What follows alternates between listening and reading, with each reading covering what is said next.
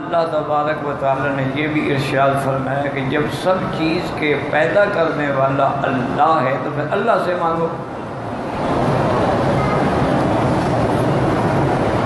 اسی لیے جیسا کہ آج کل ہم جس دور سے گزر رہے ہیں، یہ ایک قسم کا بڑی پریشانیوں کا دور ہے، اور خاص طور پہ اقتصادی طور پہ لوگ انتہائی حیران و پریشان ہو گئے، کام بند ہو گئے، بیکار ہو گئے، آئندہ جو ہے کوئی مستقبل نظر نہیں آتا۔ تو یہ ساری باتوں کی وجہ کیا ہے؟ بات سمجھیں کہ سب سے پہلے تو ایک بات دماغ میں رکھ لیں کہ ہمارے پیدا ہونے سے بھی 50,000 سال پہلے اللہ یہ فیصلہ کر چکے ہیں کہ اس بندے کا رزق کتنا ہے۔ تو اگر خدا پر ایمان ہے تو پھر پریشانی کا کیا مطلب؟ ایک تو یہ ہے کہ اللہ تعالیٰ نے 50,000 سال پہلے ارزاق کا فیصلہ کر دیا، ایک، اور دوسرا اللہ تبارک و تعالیٰ نے یہ بھی فرما دیا کہ وَفِي السَّمَاءِ رِزْقُكُمْ، تمہارا رزق جو ہے وہ تو آسمانوں میں ہے، زمین میں تو ہے ہی نہیں۔ کیا معنی؟ فیصلہ تو اللہ نے کرنا ہے۔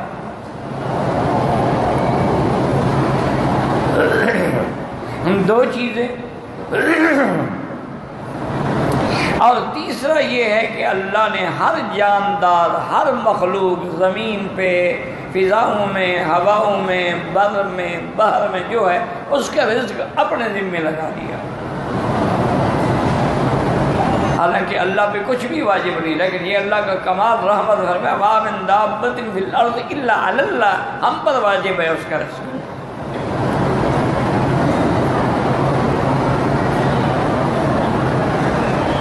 تین چیزیں ہو گئی۔ چوتھی چیز جو ہے وہ یہ ہے کہ ابھی بچہ ماں کے پیٹ میں ہوتا ہے، یعنی رحم میں ہوتا ہے، اور اللہ فرشتوں کو حکم دیتے ہیں کہ لکھو۔ ایک تو اس کا رزق لکھو کہ اس کو رزق کتنا ملے گا، اور دوسرا اس کی عمر لکھو کہ عمر کتنی ہوگی،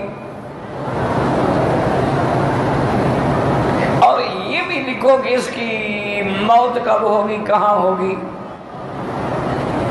اور یہ بھی لکھو کہ یہ شقی ہوگا یا سعید ہوگا، یعنی نیک بخت ہوگا یا بدبخت ہوگا۔ یکتب اجلہ و رزقہ، ہر چیز لکھی گئی۔ ابھی آپ ماں کے پیٹ سے باہر بھی نہیں آئے تو اللہ نے ہر چیز لکھی، اور یہ بھی فرما دیا کہ نحن قسمنا بینہم معیشتہم فی الحیات الدنیا، دنیا کی زندگانی میں یہ جو رزق ہے ہم نے یہ تقسیم کی ہے۔ ورفعنا بعضہم فوق بعض، کسی کو اونچا کیا کسی کو نیچے کیا۔ اللہ یبسط الرزق لمن یشاء ویقدر، اللہ چاہے پھیلا دے، اللہ چاہے کم کر دے، یہ ہماری قابلیت میں نہیں ہے۔ کتنے بڑے بڑے علامہ، کتنے بڑے بڑے علوم کے پہاڑ جو تھے وہ کھانے کا بھی محتاج تھے، کوئی دولت نہیں، کوئی گھر نہیں، کوئی ٹھکانہ نہیں۔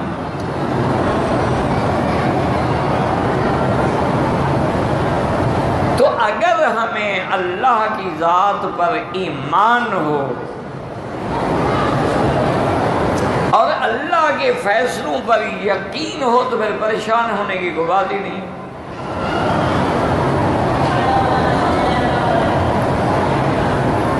اور اسی طرح ایک روایت میں ہے کہ انسان کو جیسے اس کی موت ڈھونڈتی ہے رزق بھی ڈھونڈتا ہے، یعنی جہاں اسے مرنا ہے وہی بالکل اسی جگہ پہنچتا ہے، اور اسی طرح جس طرح جب تک کہ اس کا رزق ہے جب تک وہ پورا نہیں ہوگا وہ اس کو ملے گا اور ختم نہیں ہوگا۔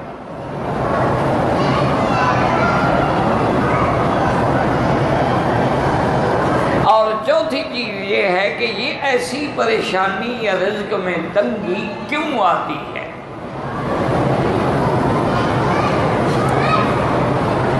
کہ ہم اچھا خاصا کھا رہے ہوتے ہیں، بڑے کام چل رہے ہیں، فراخی ہے، رزق کی فراوانی ہے، ہر طرف سے آدمی پر وَيَأْتِيهَا رِزْقُهَا رَغَدًا مِنْ كُلِّ مَكَانٍ، ہر طرف سے رزق آ رہا ہے۔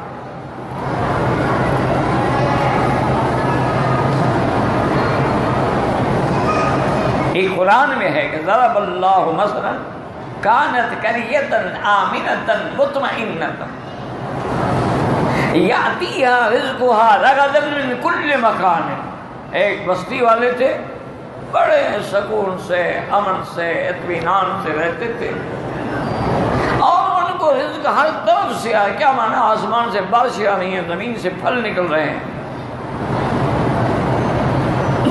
کاروبار میں نفع ہو رہا ہے، ہر طرف سے رزق آ رہا ہے۔ فَكَفَرَتْ بِأَنْعُمِ اللَّهِ، اس نے اللہ کی نعمتوں کا نافرمانی کی۔ اللہ نے رزق دیا تھا کہ بندہ میری اطاعت کرے، اور رزق یعنی طاقت آنے کے بعد، دولت آنے کے بعد زنا اور شراب اور کباب اور شباب میں زندگی صرف کرے۔ تو اس لیے سب سے پہلی بات ٹھنڈے دل سے سوچیں۔ اللہ فرماتے ہیں کہ ایک بستی والے بڑے امن سے، بڑے عیش سے، آرام سے زندگی گزار رہے تھے، لیکن اللہ کی نعمتوں کی نافرمانی کی۔ فَكَفَرَتْ بِأَنْعُمِ اللَّهِ فَأَذَاقَهَا اللَّهُ لِبَاسَ الْجُوعِ وَالْخَوْفِ بِمَا كَانُوا يَصْنَعُونَ، اللہ نے عذاب مسلط کر دیا۔ ایک تو رزق بند ہو گیا، بارشیں بند ہو گئی، فصل ختم ہو گئے، اور ایک یہ ہے کہ ہر وقت ڈر، کیا ہوگا کیا ہوگا کیا ہوگا۔ بندے گھر سے نہیں نکل سکتے، بچے سکول جائیں تو مائیں بیچاری بس گلی پہ کھڑی ہیں، آ رہی ہیں جا رہی ہیں، دعائیں مانگیں خدا کرے بچہ سلامتی سے آ جائے۔ یعنی یہ دو عذاب آتے، ایک بھوک کا، ایک خوف کا۔ یقین کریں اب ہم پر یہی دو عذاب آئے ہوئے ہیں کہ نہیں؟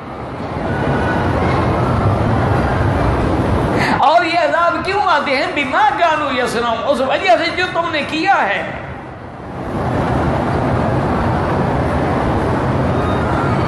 اور یہ بھی حضور نے فرمایا کہ ما نزل بلاء الا بذنب، کوئی عذاب، کوئی مصیبت، کوئی پریشانی نہیں آتی مگر ہمارے گناہوں کی وجہ سے آتی ہے۔ اور وما رفعت، اور وہ ختم نہیں ہوتی الا بتوبۃ، جب تک کہ بندے توبہ نہ کریں۔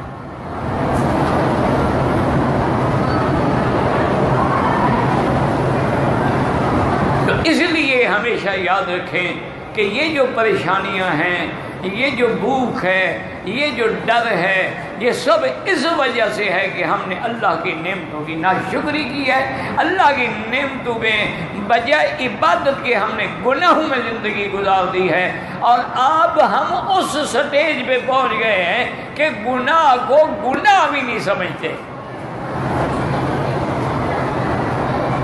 یہ ہماری آخری حد ہے بربادی کی۔ ایک ہے آدمی گناہ ہے لیکن سمجھتا ہے یار میں گناہ گار ہوں، یہ بڑا گندا کام ہے، اور گھبراتا ہے اللہ کی طرف لوٹ۔ نہیں، ایک یہ ہے کہ وہ شرمندہ بھی نہیں ہوتا، اور ایک یہ ہے کہ نہیں، وہ گناہ کو گناہ ہی نہیں سمجھتا، فخر کرتا ہے جی ہم تو انجوائے کر رہے ہیں۔ آج شادیوں پر، آج بڑے بڑے ہوٹلوں میں، کلبوں میں، اور آج بڑی بڑی پارٹیوں میں ایسے ایسے گناہ ہوتے ہیں کہ ابلیس لعین جو ہے نا، معلوم ہوتا ہے کہ ان علاقوں سے چھٹی کر گیا، وہ کہتا ہے اب میری ضرورت ہی نہیں، یہ مجھ سے بھی بڑے ابلیس ہیں، ان کو بھٹکانے کی ضرورت ہی نہیں، یہ تو مجھے بھی بھٹکا دیں۔ لیکن علاج کیا ہے؟ یاد رکھو کہ اللہ کی قدرت پہ یقین رکھو، اور اللہ کی رحمت کی طرف لوٹ آؤ، اللہ کے دروازوں پہ توبہ کرو، اللہ کے آگے گڑ گڑا کے اللہ سے مانگو، عاجزی سے مانگو۔ ادعوا ربکم تضرعا وخفیۃ، اور وَلَا تُفْسِدُوا فِي الْأَرْضِ، زمین میں فساد نہ کرنا۔ اور آج جو ہم نے آیات پڑھی ہیں اس میں اللہ فرماتے ہیں کہ وَهُوَ الَّذِي يُرْسِلُ الرِّيَاحَ، ہواؤں کو چلانے والا کون ہے؟ تم اپنی مرضی سے چلا سکتے ہو؟ تم تو ایک پنکھا بھی بجلی سے چلاتے ہو، اتنی بڑی بجلی اور اتنے بڑے مشینیں اور اتنے بڑے ٹرانسفارمر اور پھر سے لائنیں اور بجلی کے کنیکشن، اور ذرا سی کچھ ہو جائے تو بجلی ختم، پنکھا ختم، یا ذرا سا تار لگی ہو جائے شارٹ سرکٹ ہو گھر جل جاتے ہیں۔ لیکن وہ دیکھو کیسے ہوائیں